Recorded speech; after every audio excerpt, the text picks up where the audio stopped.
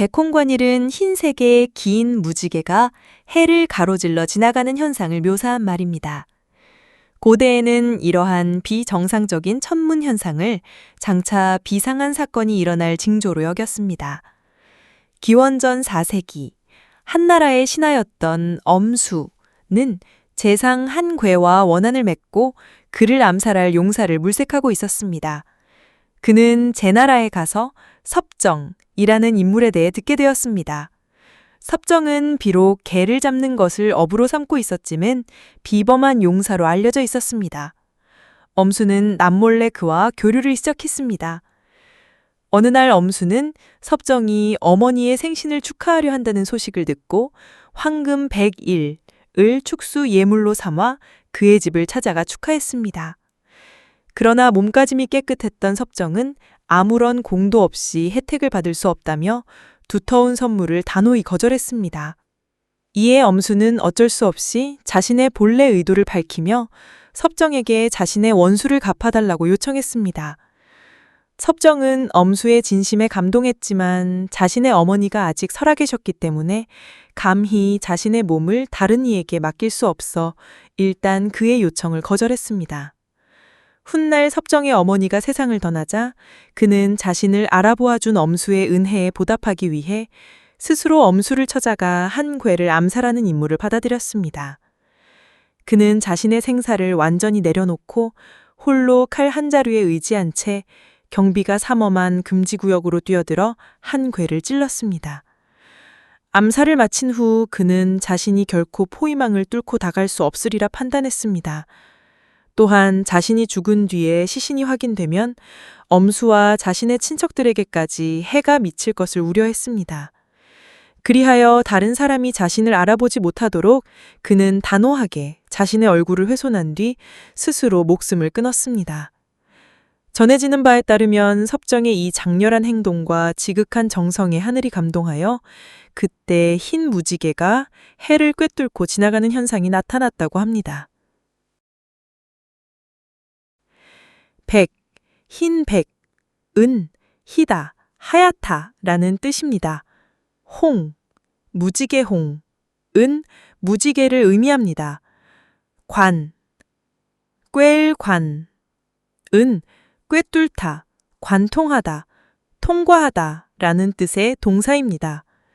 일, 날일, 은, 해, 태양 또는 날을 의미합니다. 여기서는 해를 가리킵니다.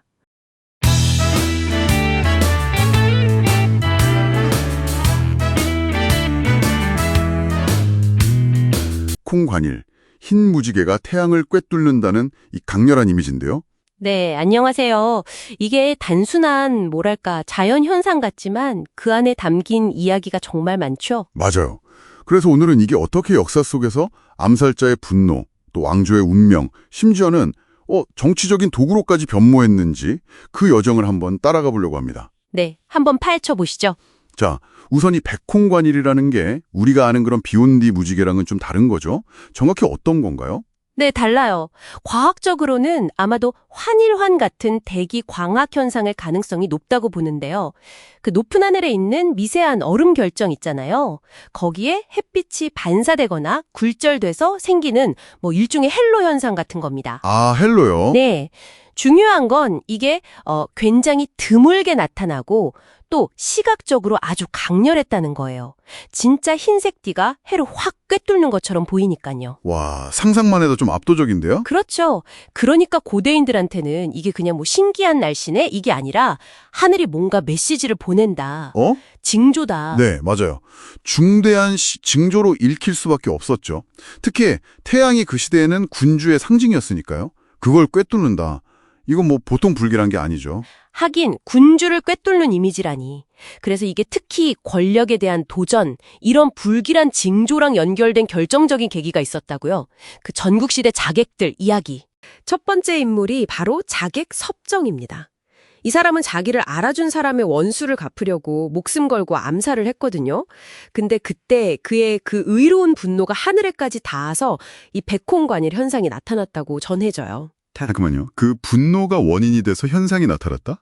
단순 징조가 아니라요? 기독상으로는 그렇죠.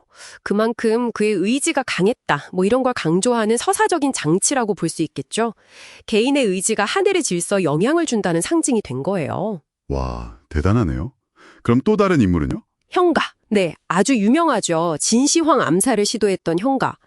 그가 이제 비장한 임무를 맡고 연나라를 떠날 때 그때 또 이 백홍관일이 나타났다고 기록이 있어요. 아, 형가 때도요? 네.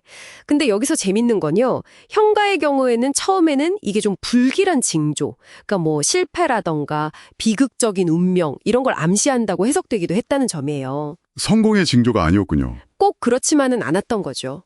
하지만 또 후대로 가면서는 오히려 그의 그 충성심, 의지가 하늘을 감동시켰다. 정성이 하늘에 닿았다는 증거다. 이런 식으로 재해석되기도 했어요. 아, 해석이 바뀌었네요. 네, 그래서 이 두 자객 이야기가 백홍관일이라는 현상에 뭐 반역, 의로움, 비극 이런 아주 다층적인 의미를 부여하게 된 겁니다. 그렇군요. 그런 강력한 이야기들이 덧붙여졌으니 그냥 하늘 현상으로만 볼 수는 없었겠어요. 근데 근본적으로 왜 옛날 사람들은 하늘의 일이 땅의 인간사랑 연결된다고 생각했을까요? 그 배경 사상이 궁금한데요. 아, 그게 바로 천인 감응 사상 때문입니다. 고대 동아시아 특히 한나라 때 이게 아주 체계화됐는데요. 하늘을 그냥 자연, 뭐 우주 이렇게만 본 게 아니라 인간 세상과 도덕적으로 교감하는 어떤 의지를 가진 존재로 본 거죠. 하늘이 의지를 가졌다고요? 네. 그래서 태양은 곧 군주고 또 흰색, 백은 오행사상에서 쇠, 즉 뭐 병기나 죽음 이런 것과 연결됐거든요. 그러니까 백홍관일은 글자 그대로 해석하면 신하가 군주를 해친다, 신시균, 즉 군주시해, 아니면 천하가 크게 어지러워진다, 천하대란, 세상이 뒤집힐 징조다 이렇게 본 거예요. 정말 심각하게 받아들였겠네요. 근데 이걸 단순히 하늘의 뜻으로만 읽은 게 아니라 정치적으로 이용하기도 했다면서요? 바로 그 점이 아주 중요합니다. 신하들이 이 하늘의 경고를 명분 삼아서 왕한테 직언, 그러니까 쓴소리를 하거나 정책 변화를 요구하는 도구로 쓴 거죠. 아, 자기 의견이 아니라 하늘의 뜻이라고 하면서요. 그렇죠. 훨씬 설득력이 있잖아요. 이건 내 개인적인 불만이 아니라 하늘의 명이다. 이런 식으로요. 그러니까 하늘의 징조를 해석하고 보고하는 것 자체가 굉장히 고도의 정치행위였던 셈입니다. 듣고 보니 백홍관일이 단순히 뭐 반역의 징조 이것만이 아니었네요. 시대가 흐르면서 그 의미도 계속 바뀌었다는 점도 참 흥미롭습니다. 네. 그 상징성은 계속 진화하고 변주됐어요. 예를 들면 삼국시대 조조 있잖아요. 네, 조조요. 조조는 자기 시에서 이 현상을 언급하면서 뭐랄까 단순히 군주에 대한 위협 이걸 넘어서서 권력을 탐하다가 오히려 자기가 먼저 재앙을 입는다. 이런 식으로 정치적 혼란과 권력 투쟁의 비극적인 결과를 상징하는 데 썼어요. 오, 해석을 비쳤네요. 또 더 나아가서 남조 시대에는요. 어떤 신하의 눈 흰자위가 유난히 많은 걸 보고 저게 바로 백홍관일의 상이다.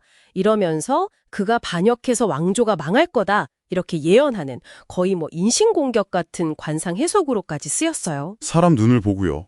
와. 네. 또 당나라 시인 락빈왕은 반란의 정당성을 주장하는 경문에서 이 고사를 인용해서 우리 거사가 하늘의 뜻에 맞는 의로운 행동이다 이렇게 강조하기로 했고요. 자기들 행동을 정당화하는 데 썼군요. 네, 심지어 일본으로 건너가서는요. 헤이안 시대 문학 겐지 모노가타리에서도 귀족들이 정적을 공격할 때 형가의 백홍관일 고사를 끌어와서 저자가 모반할 뜻이 있다, 실패할 것이다 이렇게 비난하는 도구로 썼어요. 와, 일본 문학에서까지 정치 싸움 도구로. 이게 국경을 넘어서도 그 의미가 계속 살아남았네요. 그렇죠. 문화권을 넘어서 현지 상황에 맞게 의미가 계속 변용된 아주 흥미로운 사례라고 할 수 있습니다. 와, 오늘 정말 백홍관일 이 네 글자를 가지고 하늘 현상에서 시작해서 영웅담, 정치 철학, 문학, 문화교류까지 정말 방대한 이야기를 탐험했네요. 네, 백홍관일은 그냥 뭐 옛날 이야기가 아니라 희귀한 자연현상에 인간이 어떻게 의미를 부여하고 또 그걸로 시대를 읽고 때로는 세상을 바꾸려고 했는지 그 노력이 담긴 하나의 문화적 코드인 셈이죠. 과학이 발달한 지금도 뭐랄까 이 상징이 던지는 질문 같은 건 여전히 유효하다고 생각해요. 바로 그 지점에서